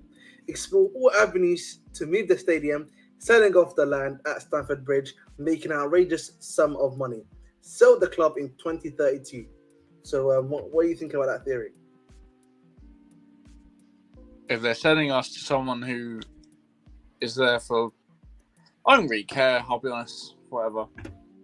Yeah, I'm kind of the same way. Like, if they want to sell us in 2032, that's fine. But at the end of the day, if they want to make a profit on us, then we can't be this mid-table team that we've been for the past year and a half. So that for their own interests, they're going to have to improve us. This might be like, I don't know if many people. I'm sure everyone here will be like rational enough to like agree, but I don't mind if their sole purpose is to make us a larger club, because that means you have to win something. By the way, of course, that comes hand in hand. But like, increasing revenue streams is only a good thing. Increasing the capacity of the stadium is a must. Although I'm still not convinced we'll sell out if we go to a certain size of stadium, because otherwise they're going to have to up the ticket prices and everyone will complain. They need to put us on like a Galactico level. That's what I need them to do, and that will be with winning trophies. I think we do have there is a pathway to win trophies. There definitely is, and I think it's down to just some decisions and some mistakes they make if they like learn from them, because I think they are open to learning from them. But I think ready. It's the thing for me. Like I see, obviously Chelsea Twitter. You get a lot of comparisons with the Glazers. I think it's A, lazy, and B, it's just it's lazy, and it's also just like straight up inaccurate. I mean, because the Glazers inherited a cash cow, and that's what they've used Manchester United as. I say inherited. Well, they bought it and then refinanced it so that the club paid off the debt. It's really weird, but A, Clear Lake can't do that, and B, they didn't inherit a cash cow. They inherited a club that was running on a loss on a major loss for how many years? So that comparison just never made sense. There has to be so much initial investment to even make us a profitable organisation. It's just a matter of, like Will said, whether they make the right decisions on the way. But the intention has to be there. Oliver, as well. Comparisons to the Glazers are borderline just xenophobic. I'll be honest. It is very xenophobic, by the way. Yeah, of course. The problem was the Glazers have not fixed up Old Trafford at all, bro. You seen how bad Old Trafford? There's literally piss. They have like multiple leakages in the loos, apparently. Like from what I've had, they have a 0-star rating for food, all of that sort of stuff that we've talked about previously. Their training pitch has not changed at all, by the way. Yeah. Like, I saw, like, did you see that speaking on Twitter where people were like complaining about Chelsea having a Hilton spot randomly in the stadium? Like, oh my god, what's happened to the game? Oh, like, let me get on to that, by the way, because like so many people on Twitter are complaining. If you're so annoyed about it, then fill up the stadium. Fill up the stadium. Yeah. You've got all those seats that are being unused. Why are you complaining? If it's not being used, then sure, run an advertisement. Give me a break. The problem I have with like is, the only problem I have with like some of that over advertisement is, when they took down the banner thing and then replaced it with was it Argyle, the film that's coming out? I thought that was a bit shit, but apart from that, but that was just about to bring that up, because I think it's like at the end of the day, Chelsea Bowley owns, or not Bowley, I should say Bali, right? But Bowley has an ownership in the club at Chelsea. To a certain extent, he can do whatever the fuck he wants. So at the end of the day, the way I see it, if I'm going to a stadium, if I'm going to a game, I'm going there to be entertained. And if that means that there's like a special event that makes that moment, me going there, special. For example, when I went to see Chelsea over in Maryland with Dark, Jose, and all of them, it was cool because they had flags that were given away. They had an event going. It felt unique and special to me. It wasn't just going to a game to me. It ended up being a whole fiasco and a story. So for me, having like that Argyle, whatever that they had to promote the movie, that was cool. That's a very unique thing. Same thing when the Red Bull New York, the local team here in New Jersey, it's a New York team. When they had their grand opening, they had Santos open up the grand opening. Santos when Neymar was still there. I saw Neymar before he went. He left for Europe. So it's things like that like the promotional stuff. I actually don't mind it. I think it's fine. It's whatever. Sure, you could say it's in bad taste at the end of the day and all this, but at the end of the day, it's like their club. They can do whatever the fuck they want for it. I agree and disagree. I agree with that to like a degree. I don't think nothing to cry about, but I do get a bit tone deaf at times, just a little bit. But they also have done cool stuff to like Stamford Bridge as well, like the new like blue sign at the top where it says Chelsea Football Club as well. I'm pretty sure they put that anyway, but that looks pretty cool. Pretty sure they changed the slight design of the outside of it at times as well, which is really looks nice. I don't think they like people need to just like balance the things, and they care about the club. But it's not really like pisses me off a little bit. A lot of match-going fans, and I used to go to a lot of games, so I can not as much anymore. But all the match-going fans talk about, oh, I would love it if we get relegated because then all the Twitter fans would disappear. Oh, I hope that this happens because then all the real fans, they're the ones that complain the most about us being ninth under Bowley. And yet they're the ones that try and be like legacy fans, which is fine. Like being a legacy fan is cool to a degree. But then they complain about all these small things that really don't matter. Yeah, that's I personally think, and I've said frustrating. This previously, I just think personally, it's difficult because I think when we've had obviously like Abramovich for such a long time, and like obviously he's had his stuff outside the pitch, but on the pitch, one thing we can say about him was that he was an owner that genuinely like he was doing it for the love of the club, right? And I'm saying for the love of the game, to win titles. But like, but at the end of the day, now that time has passed, and we've come to the realities of football, which is that we are a business now. Every other club's a business, Liverpool's a business, Man City's a business. All of these other guys are all businesses, bro. We need to come to this reality. I think it's just for these guys, it's such a hard time because we've had 19 years of like where we were never a business. We were literally just doing the stuff winning trophies. That's what we're there to do, and we just had the money to spend to do it. We're not like that anymore, guys. But Ahmed, you know what I find crazy? Yeah, is when people like when I went to like quite a lot of games on Tuchel. I heard people around me going, "Oh, I don't care if we never win anything ever again because we've won it all with Roman." Like, I think it's just, but then they obviously do care about winning. Like they do. Yeah. No, the problem is good. Like when they think that it's all no, it's all it's fine. But then when we do underperform, it hits them as much as everyone else that they criticize. You know what it is, bro? Part of it also has become that the Premier League or English football has changed in the sense that it's no longer just like, so much, from where we are. Like me, you, and Oliver, it's just the UK only. Like where we're more, it's like only more so known like at home. It's known around the world. There now, it's not just us guys that maybe live in Chelsea or Battersea or in the surrounding South London area. It's everywhere now. You got fans in Africa, Asia, and now the game's changed. You're not the only guy now. So it then becomes the thing of like, maybe it becomes like the local fan versus the international fan. And that's what I feel like you see that so much more, especially with a lot of those guys, a lot of fans that are like, local, like you be like, no, these guys aren't real fans. They don't come to the, thing, you know what I'm saying to you? And it becomes... in a way, because there should be like a way where we can balance that. There should be a way. Yes, exactly.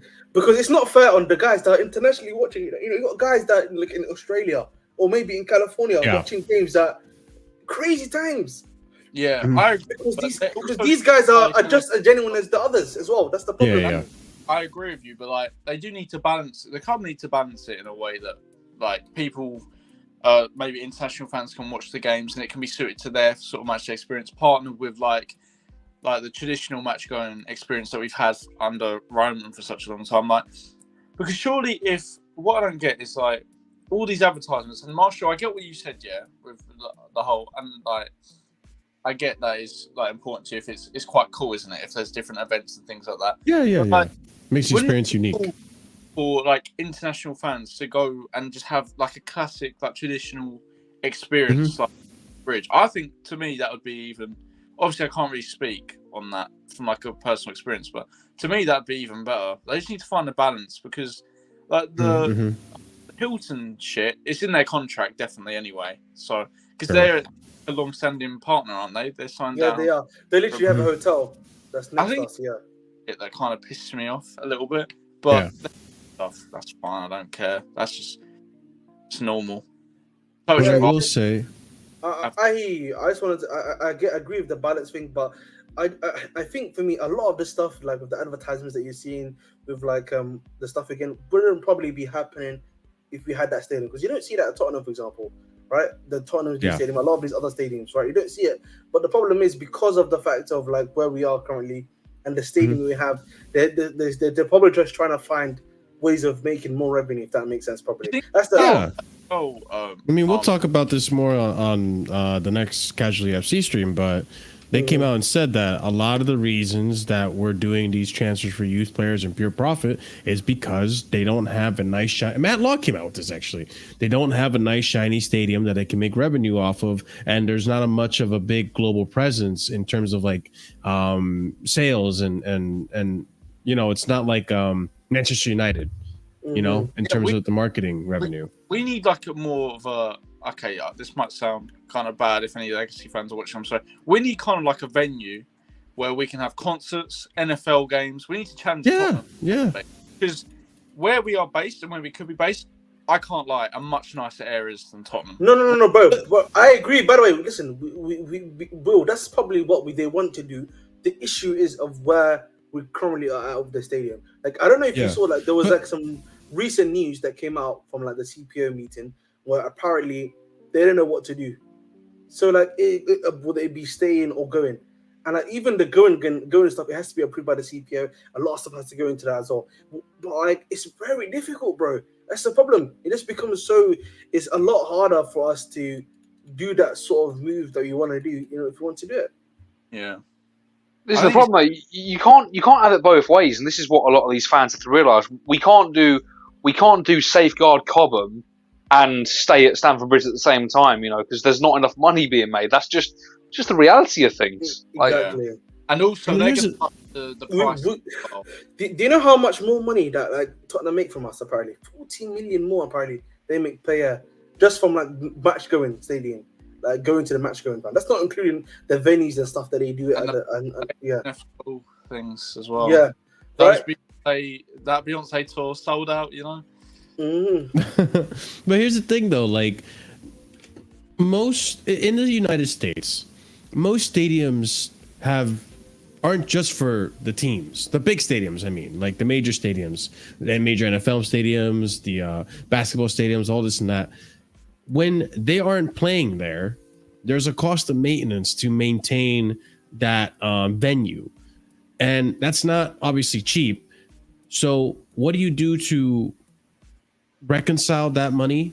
You host other events there. So when the main purpose of the stadium is for the team, obviously. When the team isn't playing, when it's an off season, you have to use that ground. It's not paying for itself. There's taxes involved. There's maintenance, upgrades, all that stuff. All that money is taken into account for. So when you have things like concerts, events, and all that stuff, it helps generate revenue to sustain these things and upgrade it and make the match-going fans experience even better each time. So I think people need to understand that. Andrew brought this up a couple of years ago, and I remember it, and it's spot on. At Matthew Harding Lower, if you go to you can't see from a certain part, but like when you get that's frustrating. You literally can't. You can barely see the goal that you're near, and you cannot see the other one. You literally can't see most of the pitch. So it would improve the match-going fan experience as well. It really would. But I get what people are like. Like, I don't really want to move, and it might be more of a pain for some people. But guys, some breaking news quickly. Chelsea's financial earnings have been released by Diolite FC, and apparently they've. Let me just share my screen so you guys can just see it quickly. This is, go for it. So that's the revenue they've made. Apparently, it's a 4% increase apparently from last year. That's good. So something. It's not a lot, but it's something. We're making more money than we have since Roman left. Crazy. Yeah. Right, that's so. Is that for 2023 then? Yeah, 2023. Yeah. I mean, you do have to factor in we were sanctioned in 2022. That hit the revenue. But look at that, bro. Like, even with the sanction, we made 568. Yeah, that's kind of crazy, by the way. Yeah, it's good to see that there's an upward trajectory now. But yeah, we'll see. I mean, to close off the show and to answer your original question, Ahmed, about the plan for the owners after their contract is done with Chelsea. I'm on the fence about it because I agree with you guys. At the end of the day, it doesn't really matter. Most of these fans don't want this ownership anyways. So if it were to go to a Saudi ownership, because this is the other thing too. I believe that if this ownership were to sell the club, there would not be nearly as much scrutiny as to who it gets sold to as there was when Roman tried to sell it. So there's that as well. So I think we would end up potentially going off to a better suitor. I say that in quotes because who knows what a better suitor looks like or what that actually is than what we have now, depending on the results. Obviously, I say that not knowing what is going to happen 10 years from now. But the other side of it is that I don't want to become a club that is constantly just sold for profit or handed off to the next person. Like, oh, you get the baton now, you get the baton. Like, I know eventually with any ownership that's going to happen, right? Like, people don't live forever. Eventually, the Glazers will go and someone else will come and take their place. But I don't want to be a club that at the end of each contract and this and that, we just get sold to the next highest bidder and the next highest bidder. I don't want this to become a chain of events. Like Roman had us for a long time, and one of the only reasons Roman sold us was because of the sanctions. Otherwise, I think we would still be. Oh no, it was the reason. It wasn't one of them. It was the reason. No, I say one of them because we don't know if Roman was potentially thinking of selling in the future. Maybe. Ironically, that's been happening at AC Milan, by the way. Yeah, I just don't want that. You know, like not that it's a bad thing. I just don't think it would be something good for the club. I don't think it would be healthy for the club's overall health in the long run. Like, who knows at what point one owner is going to be the one that takes Chelsea down, you know? So I just think it's a dangerous path to go down because eventually there will be someone that doesn't know what the fuck they're doing and then completely, I mean, you could argue that's us. You could argue that's us right now, but who knows? Time will tell, right? But guys, like, do I say something quickly, yeah? So we are 2 4. So we are probably the 9th in the world for club profit right now. Oh wow! Did not know that. Fun fact. Do I know the gap between us and the 8th place team is? Sure. Who are the 8th place team? 8th place team is Tottenham, by the way.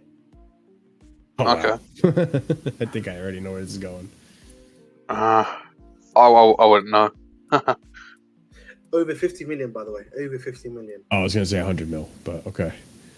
Yeah, that's not too bad. You, in terms of millions, I mean, I say that not being a millionaire, bro. You know, like the gap between us and like the gap between the 9th and the 6th place team. Bayern's making 744 million, by the way. God damn. United, yeah, which what the Man City are probably making 825.9 million. I can't That's believe that, Mansour money, man. I'm taking Man City with a pinch of salt with these with the charges they have. I'm taking that with a pinch of salt. Yeah, that's that. There's allegations of inflating the books and all that with them guys. So yeah, probably, I wouldn't be surprised. But okay. Well, that being said, boys, I mean, this was quite a good video. Big up to Ahmed, big up to Will, big up to Oliver for joining us. We're gonna be rating today. We're gonna be rating Flawless. I believe he's still on the show, so go ahead and copy and paste this message over to Flawless's channel.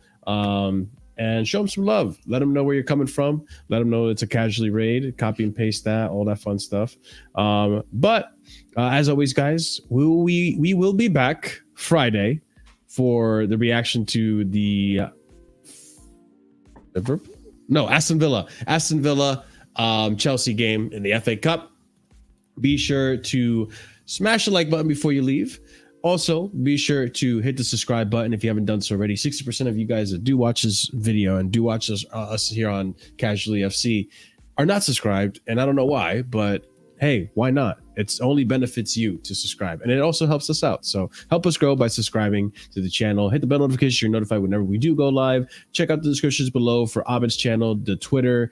We have the Discord, which is active Discord. We do watch-alongs there and events, and we even have a pro clubs team there that, hey, we'll try you out. You know, we could use more center backs. But yeah, check all that out. You need to make sure that Marshall never plays pro clubs, because if he does, I'm gonna lose my head. I mean, if I do, I'm the best player as well. I just want to say I am the best player, but no, you're not. I'm better than you. I have the most goals. I have the most goals and more assists in this club. All right. Well, they're sitting bench because they're chatting shit and the chemistry's all off. It's all red lines and stuff. This is why you guys got to sit bench. You guys are going backstage. All right. Anyways, let's go backstage. Yeah, we'll go backstage. Check out the Discord so you guys can have access to all that fun stuff in there. And also, guys, be sure to check out the membership. We have 4 different tiers starting at 99p. You get emojis and all that fun stuff and awesome perks that will grow as we get more members at Casually FC. So help us out in growing. It is a big way to support as well. And you get awesome emojis you can use and all that fun stuff. And before we leave, at the proper casual and higher tiered, you get shouted out at the end of every video. So shout out to Hassan Nawaz, OG Turbo Jesus, Dark, Scott, Adrian, Will, and A Solomon. Thank you so much for all your support. I don't know what you're doing, Ahmed, but guys, we're gonna go ahead and raid the homies. He's a shit the guy, homies over German guys on him. Sarcasm City TV, and we'll see you over there. Ladies and gents, have a wonderful night. See you Friday. And stay casual as always. Too cool, man. Too cool, Get him out of my